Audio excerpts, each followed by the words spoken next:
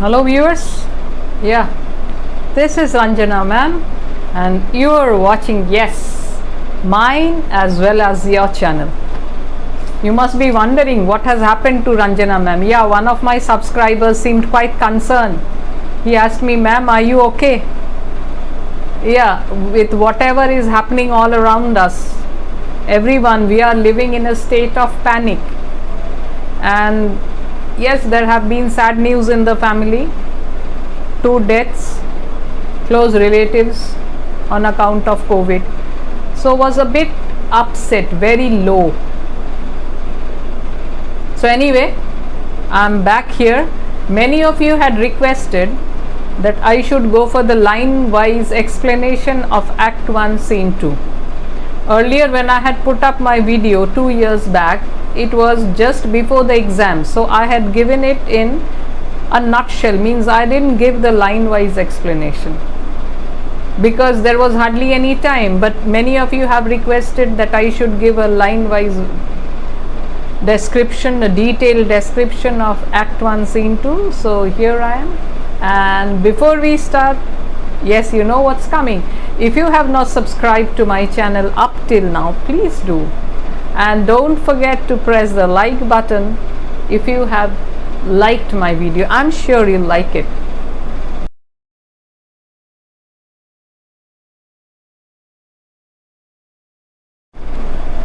Yeah, so Act 1, Scene 2.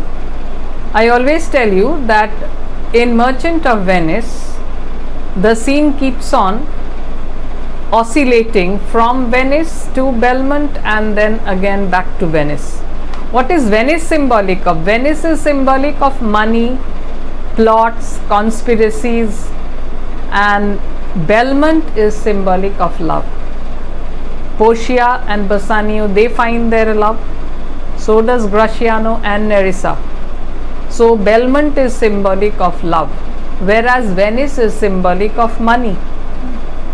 So in Act 1, Scene 2, we are introduced, I wouldn't say, we see Portia for the first time, because Portia has already been introduced in Act 1, Scene 1 by Bassanio.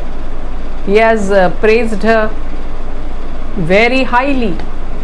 So we get a very good idea of Portia through Bassanio's description when he tells Antonio about Portia. And now we find that Portia, yes, as Bassanio had said, she is not just beauty, she is also brains. She is quite witty, humorous. And Nerissa, her attendant, is no less. She is a befitting companion to Portia. Nerissa is not like those always supporting whatever her lady says. She is not that typical attendant. She is rather a companion. And her intelligence matches with Portia's. So let's get back to our Act 1, Scene 2. Belmont, a hall in Portia's house. Enter Portia and Nerissa. Portia, by my troth, Nerissa, my little body is aweary of this great world.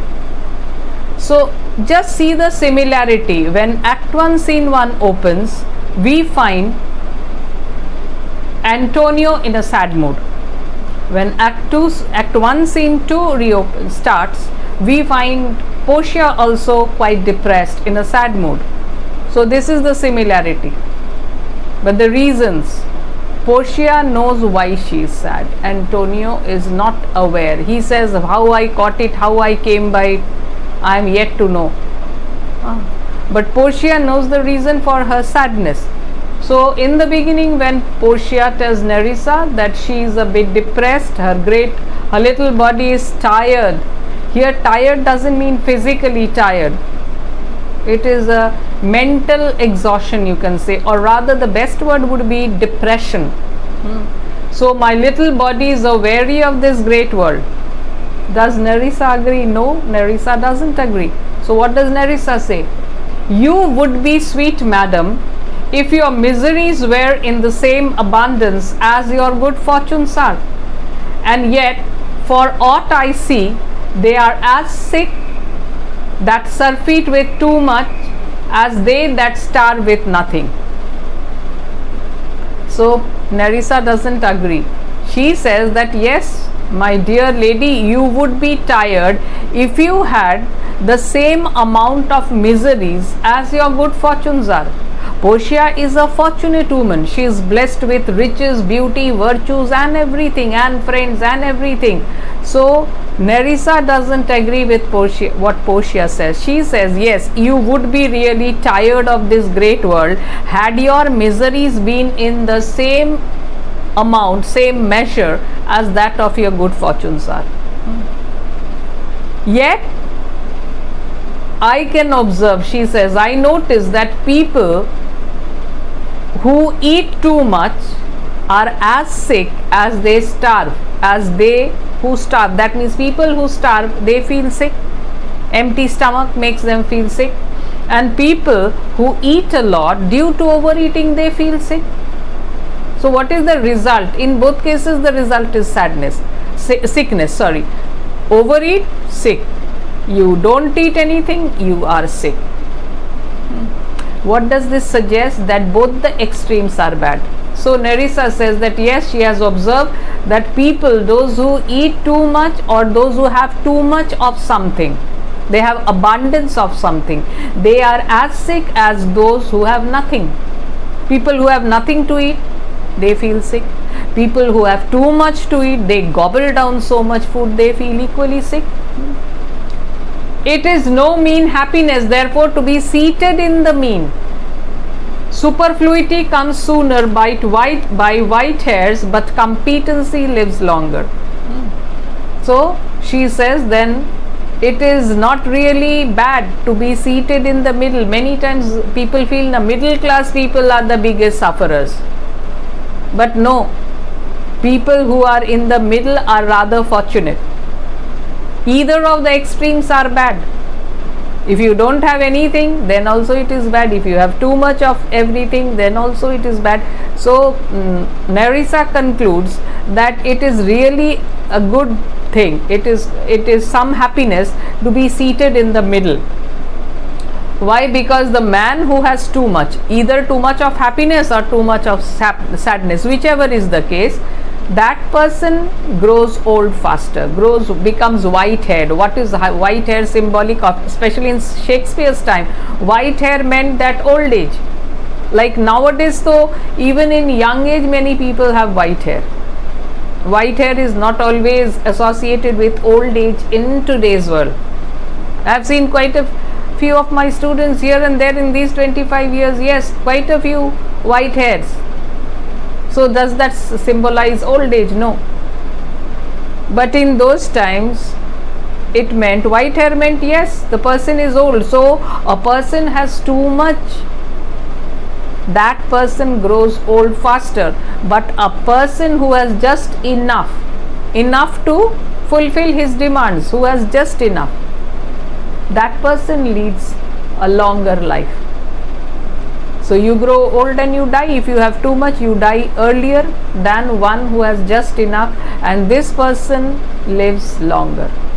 This is Nerissa's observation. And what has Portia to say to it?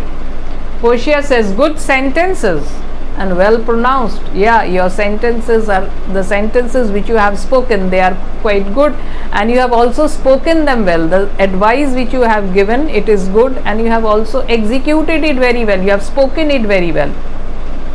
Nerissa is very clever. She does not feel very elated by the praise. Just see how intelligently she answers. They would be better if well followed. So you know 3 degrees: good, better, best. So Portia has called her advice a good one. So Nerissa says, my advice would appear better, that means comparative degree, if you follow it. If you follow it well, it will be better. Now Portia's speech is very important. The previous speech of the speech of Nerissa, which we just concluded, that is important, and this speech of Portia is also very important. Portia, if to do were as easy as to know what were good to do. Chapels had been churches and poor men's cottages, princes' palaces. So Portia, just see her witty talks. She says that if it were really as easy as to know what is good, and to if doing what is good was as easy as knowing what is good. Many of us know what is good, what is right, what is moral. We know that. But do we do it? No, because doing it's not so easy as knowing. In knowing you don't need much effort, but in carrying it out in practice in real life it needs an effort. Suppose you know you should not cheat, you should not tell a lie, you should not steal, you should not whatever. You know these things. But do you carry it out in real life? No, it's not so easy. Don't tell a lie.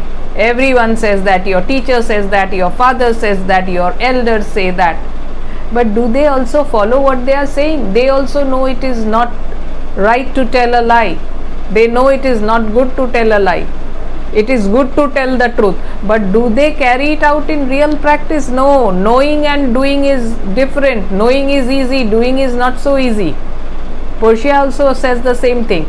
If doing was as easy as knowing what is good to do, in that case, there wouldn't have been any difference between a chapel and a church, or a prince's palace and the poor man's hut. We know there is a vast difference between a chapel and a church. The chapel is chapel is one room where you have the crucifix, and most of the time you find it in convents. But the church is the whole building for prayer and worship and everything. So there is a great difference. Same, a poor man's hut and the palace of a prince, it's vastly different. In the same way, knowing what is good and doing that are not the same. They are very different. It's very difficult. It is a good divine that follows his own instructions. So that priest who follows his own instructions, priest, they go to the church and on the Sunday mass they preach a lot of things. But do you expect that, do you really believe that all that they preach they really carry it out? If they do, they are really good preachers. So it is a good divine that follows his own instructions. So the priest who follows the instructions which he gives, he is really a good priest. I can easier teach 20 what were good to be done than be one of the 20 to follow mine own teaching. Yeah. So I think teaching 20 people how to lead a righteous life is easier than to be one of my students and follow the instructions. Which is easier? Teaching is easier, it doesn't cost you anything. I can give you 100 lectures on don't tell lies and this is the way you should lead a moral and righteous life. But when it comes to me carrying them out, no, then I find it is really hard. So I can lecture, why 20? I can lecture to 100 people. But being one of those and carrying them out in real practice is not so easy. This is what Portia says. Yeah, even we all agree, isn't it? Teacher and teaching, these things are easy. Well, I am an English teacher, but I'm just talking of those teachers who give lectures on code of conduct, how to lead a proper life, how to lead a moral life, a righteous life. I'm talking of those. So being a teacher and preaching is easy than being one of the students and carrying it out in practice. The brain may devise laws for the blood, but a hot temper leaps over a cold decree. Such a hare is madness the youth to skip over the meshes of good counsel the cripple. Yeah.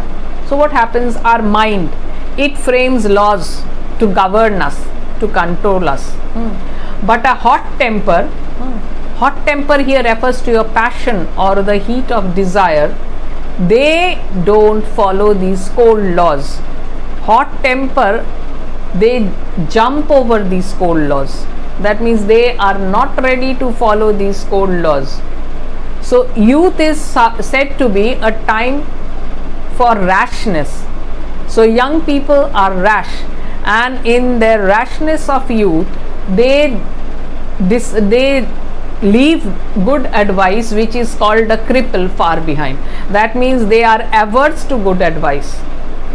So youth, such a hair is madness the youth, to skip over the meshes of good counsel the cripple. So when a person is young, in his youth he will leap over good advice, just as a hare runs very fast leaving a cripple behind. Of the two, who is a better runner? Obviously the hare. So the hare leaves good advice far behind and runs far away from the trap a good advice has set for it. The rabbit jumps over the trap of good advice, leaving the good advice far behind like a cripple. So I always give this example to my students, that in class, in my online classes, I tell them the best way to understand is that your father, many of you might be sporting bikes, you all have those bikes, and yes, need for speed. And then what happens? Before you leave your home, your father gives you advice, or maybe you must have seen your elder brothers. Your father gives advice, see son, drive very cautiously, have your helmets, don't break the speed limit, don't get into a race with your friends, and what not. And like an obedient child you listen, and the moment you leave your lane, and then yes, you pick up speed. So your father's good advice is like the cripple at home, far behind, and you race off in your bike. So youth is like a mad hare, leaving good advice far behind like a cripple. And then she realizes that what is the need of this reasoning? This is useless. Oh, this reason, but this reasoning is not in the fashion to choose me a husband. So she realizes that this kind of reasoning is not really fruitful. It's not going to bring her a husband, the type of husband she wishes for. Oh me, the word choose. So she laments on the word choose. Why? I may neither choose whom I would nor refuse whom I dislike. So is the will of a living daughter curbed by the will of a dead father. Is it not hard, Nerissa, that I cannot choose one nor refuse none? So Portia is very sad. She is sad. Why? Because she cannot choose her husband. She cannot choose a person whom she likes. Neither can she refuse someone whom she dislikes. Why? Because her father has curbed her voluntary choice of a husband. So the will of her has been curbed by the will of her dead father. So her father's dying wishes have stopped her from voluntary choosing. That is why she cannot choose a husband, nor can she refuse someone whom she dislikes. So is it not hard, Nerissa? Nerissa, isn't it difficult that I cannot choose one nor refuse none? So Nerissa, isn't it really difficult that I cannot choose one for myself, one husband for myself, and I can't refuse any? Yeah. Why? Because her getting married depends upon the lottery of the caskets. I told you Nerissa is really a very good attendant, or rather a very intelligent companion. Just see how she consoles Portia. Your father was ever virtuous, and holy men at their death have good inspirations.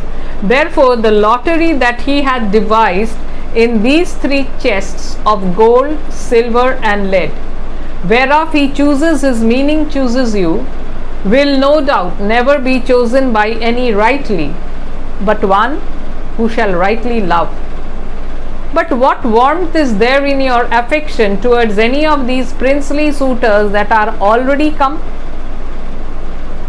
So Nerissa consoles Portia by telling her something which Portia herself knows, that yes, her father was a virtuous person. And Nerissa tells that these type of persons, when they are about to die, they get divine instructions. Most probably good inspirations coming from heaven. So therefore the lottery that he has devised in these 3 chests, So Portia's father has devised a lottery. 3 boxes are there: gold, silver and lead. In one of the boxes or in one of the caskets lies Portia's portrait. So according to Portia's father, the person who chooses the right casket with Portia's portrait inside, he becomes Portia's husband. And each casket has one inscription written on it.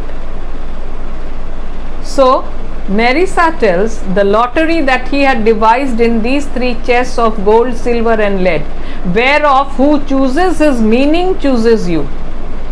So the person who chooses the meaning of the casket correctly and chooses you.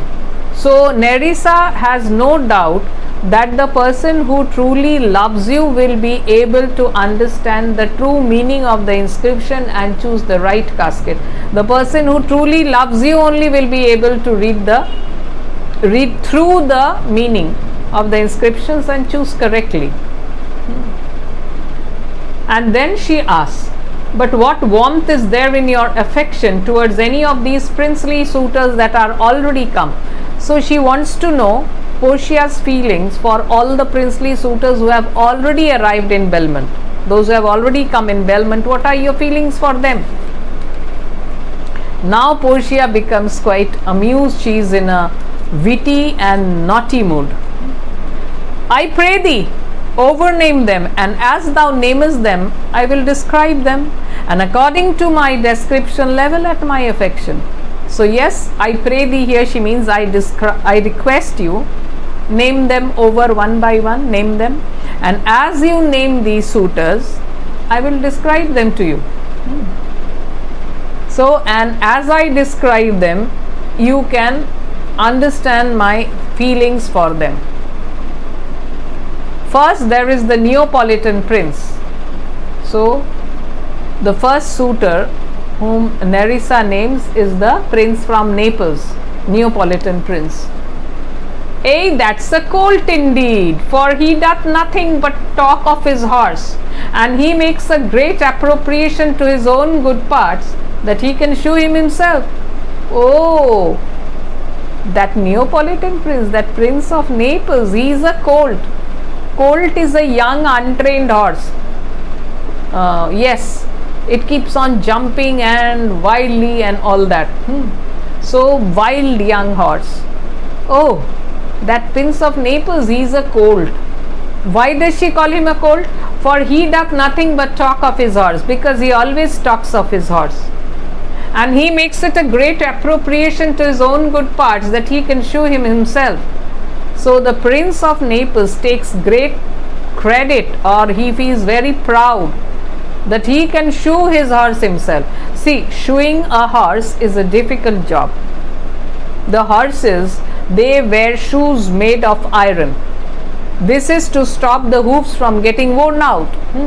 So shoeing a horse is not an easy job. Why? Unless the horse is familiar with you, it won't allow you to shoe it, because it's a bit painful. So the first thing the horse would do is to kick you away, kick you far. So it needs real efficiency to shoe a horse, and that could be done by a horse trainer, a person who is close to the horse. But the prince, he feels very proud.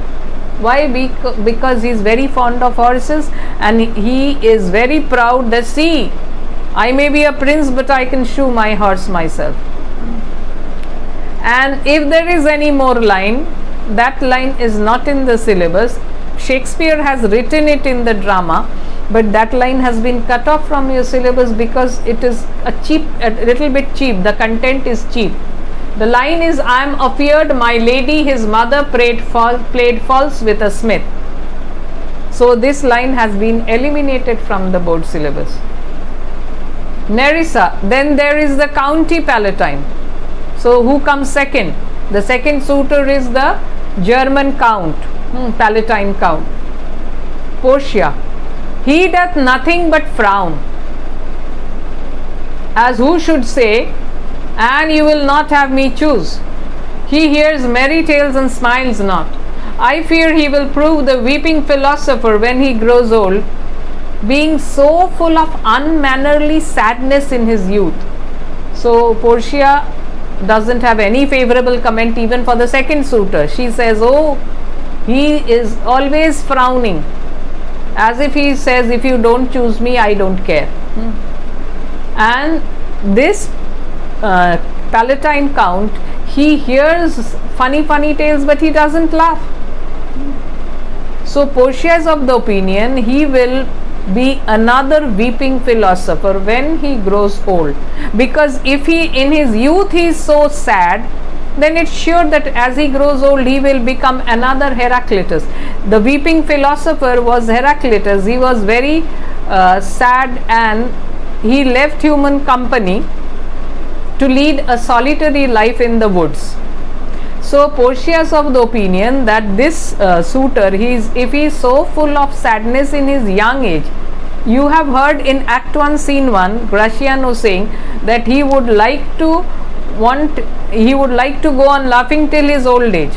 And why should he sit like his grandsire cut in alabaster when he is young, when his blood is hot? This is very natural of young people. But this County Palatine, German count, he is full of sadness in his youth only. So Portia is of the opinion that when he grows old, he is sure to become another Heraclitus, another weeping philosopher. I had rather be married to a death's head with a bone in his mouth than either of these.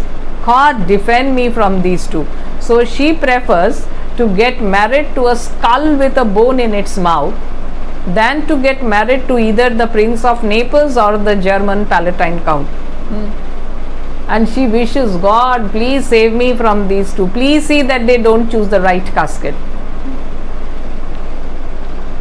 So now the third suitor. How say you by the French lord, Monsieur Lebon?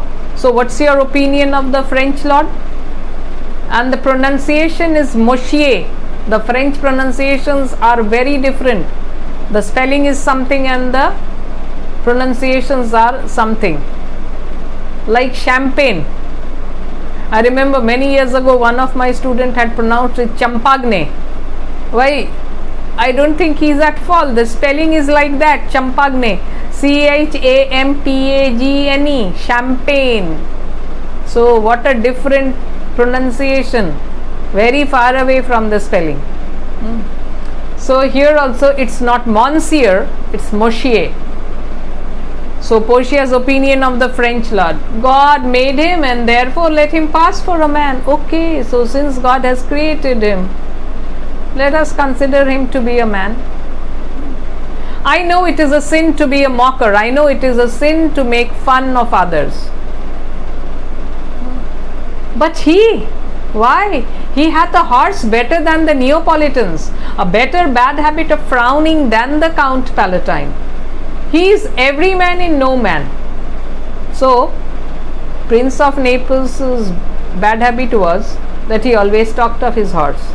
The second prince, he always frowned. And this suitor has both the bad qualities. So, according to Portia, he has the faults of everyone and he has no originality of his own. He is not a man at all. He is as if a man without any originality.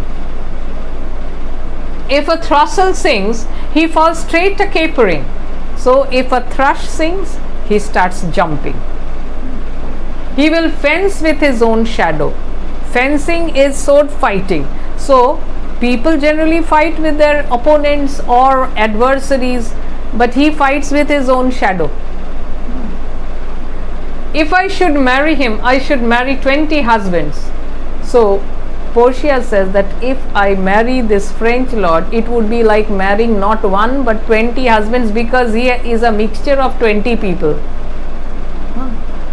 If he would despise me, I would forgive him, for if he love me to madness, I shall never requite him. So Portia would prefer that he hates him, because if he hates her, she will forgive him. But if he loves her, she won't be ever able to reciprocate his love. Now comes the fourth suitor. What say you then to Falconbridge, the young Baron of England? So what is your opinion of the young Baron of England? Young Baron of Falconbridge of England. What is your opinion of him? You know, I say nothing to him, for he understands not me nor I him. He hath neither Latin, French, nor Italian, and you will come into the court and swear that I have a poor pennyworth in English. See, there is now a communication gap. So those of you who have read A Horse and Two Goats, you would be remembering the communication gap between the American and Muni. Muni knew only Tamil. The American spoke in English, did not know anything of Tamil. So there was a big communication gap. In the same way, there is a communication problem. The languages Portia knows, because Portia says he knows neither Latin, French nor Italian. That means these are the languages Portia knows and he cannot speak these. And the language which he can speak is only English. And Portia tells Nerissa that you know very well that my knowledge of English is very poor. It is a pennyworth. My knowledge of English is pennyworth, means very little. So that is why they cannot communicate with each other verbally. He is a proper man's picture, but alas, who can converse with a dumb show? Yeah, he looks good, he is good looking, but how can you carry on with a person with the help of signals? Dumb show. So with dumb people, how do they talk to each other? They speak through gestures. So 1, 2, 3 or whatever. So they have their sign language. So how can you carry on with signs and signals? Dumb show. How oddly he is suited. Not only that, this is one problem, they cannot carry out conversation. Another problem is that he dresses very strangely. I think he bought his doublet in Italy, his round hose in France, his bonnet in Germany, and his behavior everywhere. So Portia ridicules his dressing sense. She is of the opinion that he bought his jacket from, where is it? France. And a jacket in Italy, his trousers from France, and his bonnet means the headwear, you can call it a cap, in Germany. And his behavior is a mixture of all the places. So the fourth lord also doesn't meet with Portia's approval. So now comes the fifth lord, the Scottish lord. Portia doesn't have much to criticize him. So she just says one thing. What think you of the Scottish lord, his neighbor? England and Scotland, they are neighbors. England, Scotland and Ireland. These three in one time used to be called Great Britain. Three countries together was what we called Great Britain. So Portia, that he hath a neighborly charity in him, for he borrowed a box of the year of the Englishman, and swore he would pay him again when he was able. I think the Frenchman became his surety and sealed under for another. So here also a little bit of fun. England, Scotland, neighbors. Again, England and France, they are also neighbors. The English Channel separates the two countries. So England is neither in good terms with French, neither in good terms with Scotland. So what happened? Portia makes fun and says that the Scottish lord borrowed a blow on the ear of the Englishman and promised that I will pay you back when I am able. See, when you borrow money, you say, okay, when I am able, I pay you back. But when you get a blow from someone, if you are at least a person of self-respect, you should give him back then and there. Do you say, okay, wait, I promise you when I am able, I will pay you back? That is regarding money or some material commodity. If you borrow from someone, you say that I will return it to you when I am able. Generally, it is with money. Like when Bassanio goes and borrows money from Shylock, and then you need also someone as the guarantor or the cred person as a surety. So who became the surety of the Scottish lord? The Frenchman. Why? Because French are the enemies of the English.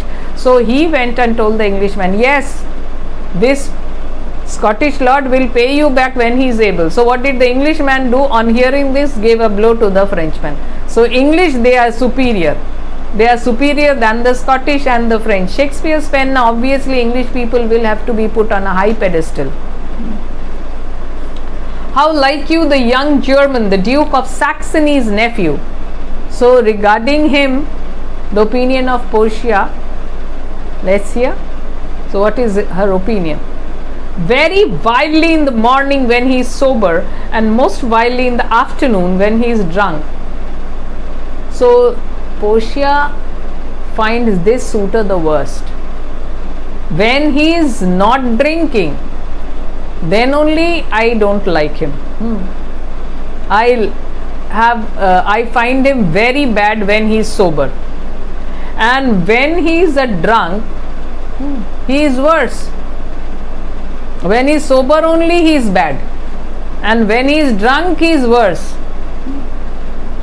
When he is best he is little worse than a man, and when he is worst he is little better than a beast. So when this man is in his best behavior, he doesn't behave like a man, he is less than a man. When he is in his best behavior, he is less than a man.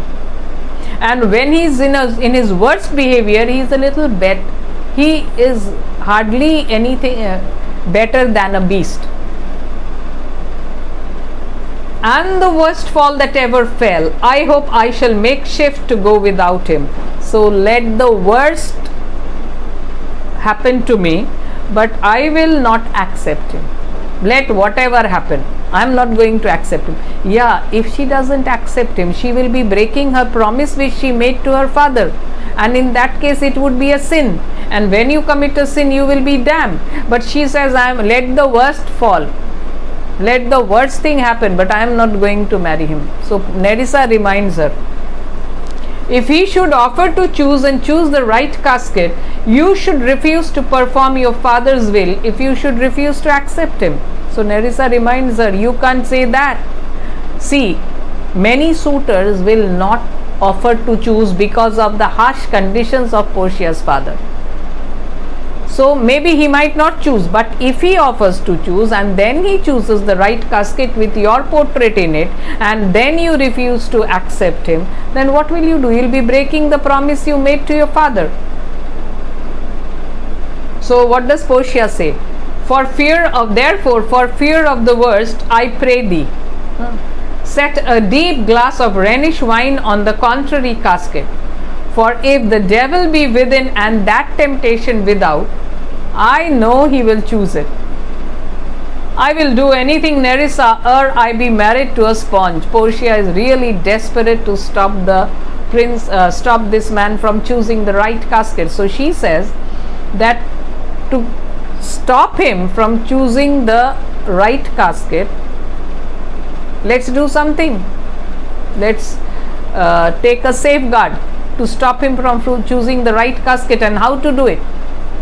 So put a large glass of Rhenish wine. Rhenish wine is very good wine, made from the waters of the river Rhine, quite expensive.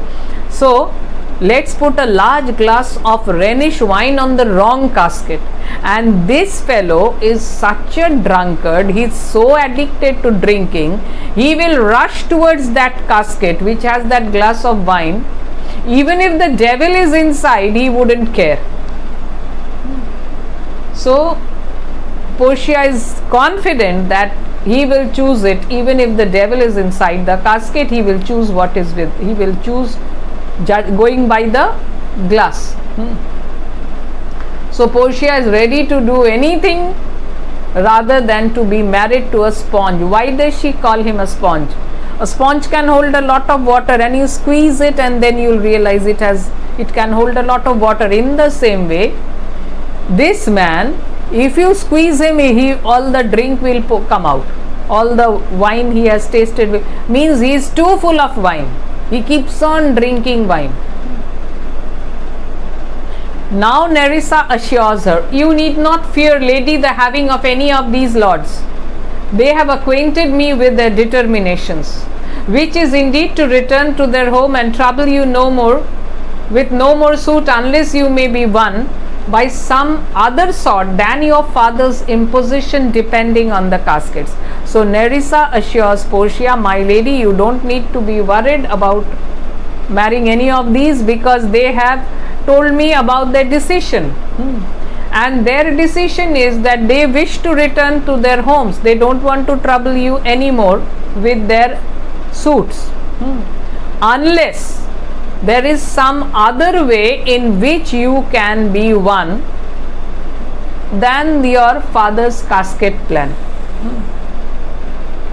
So Portia is happy that they have not offered to choose. She is happy to get rid of them. So what does she say?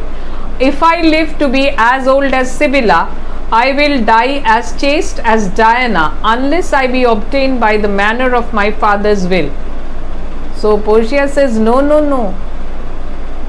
Even if I live to be as old as Sibylla, Sibylla was granted a wish that she would live as many years as the number of grains her palm can hold. Grains of sand her palm can hold. That means she was told to fill her hand with grains of sand. And you know, grains of sand are very small. So as many grains of sand she could hold in the palm of her hand, she would have her longevity up till those many years. I don't think this is a blessing, this is a curse, I always say.